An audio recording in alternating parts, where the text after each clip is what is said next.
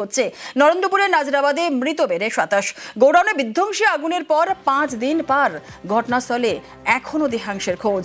ইতিমধ্যেই 27 জনের নামে মিসিং ডায়েরি থানায় করা হয়েছে। আরো বিস্তারিত জানাবে আমাদের সঙ্গে রয়েছেন আমাদের প্রতিনিধি অর্পণ। এখনো পর্যন্ত মিসিং রয়েছেন 27 জন।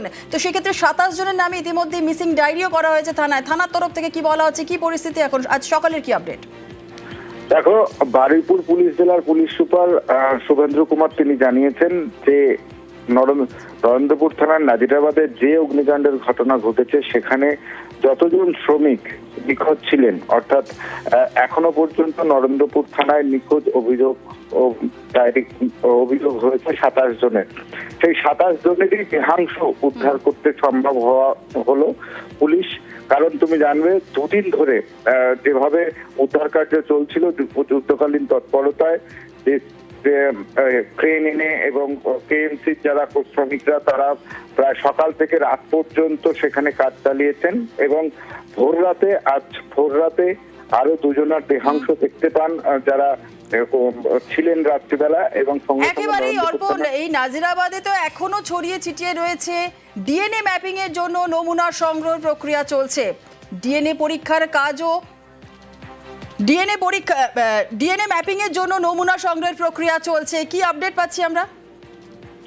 দেখো, এই যে 27 জনের দেহাংশ উদ্ধার হয়েছে তার প্রত্যেকটা স্যাম্পল কালেকশন করা হবে এবং তুমি জানবে যে বারুইপুর মহকুমা হাসপাতালে ইতিমধ্যেই যে 27 জন পরিবার নিখোঁজ রয়েছে এবং 27 জন পরিবারের সদস্য তাদের ব্লাড স্যাম্পল কালেকশন করা হয়েছে এবং এই যে দেহাংশ উদ্ধার হয়েছে সেই দেহাংশগুলো নিয়ে যাওয়া হবে এবং সেখান থেকে ফরেনসিক টিম তাদের এই ডিএনএ স্যাম্পল কালেকশন হবে। তারপর ডিএনএ ম্যাপিং এর জন্য ল্যাবে নিয়ে যাওয়া হবে এবং সেই ল্যাবে নিয়ে গিয়ে এই কাজ সম্পূর্ণ করাতেই জোর দিচ্ছে পুলিশ প্রশাসন।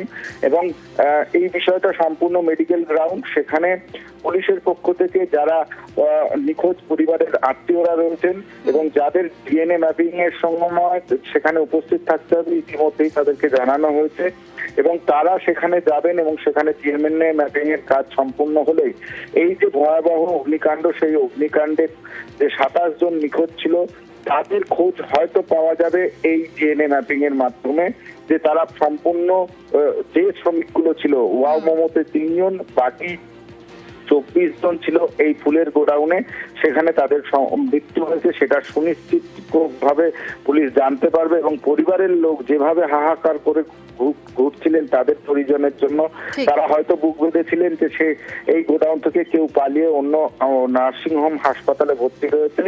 কিন্তু আজ সকাল পর্যন্ত যা আপডেট পাওয়া গেল সেখানে 27 জনের মৃত্যু সুনিশ্চিত। কিন্তু একেবারে, অর্থাৎ 27 জনের যে 27 জনের মিসিং ডায়েরি করা হয়েছিল সেই 27 জনের মৃত্যুই সুনিশ্চিত। বেশ, অনেক ধন্যবাদ।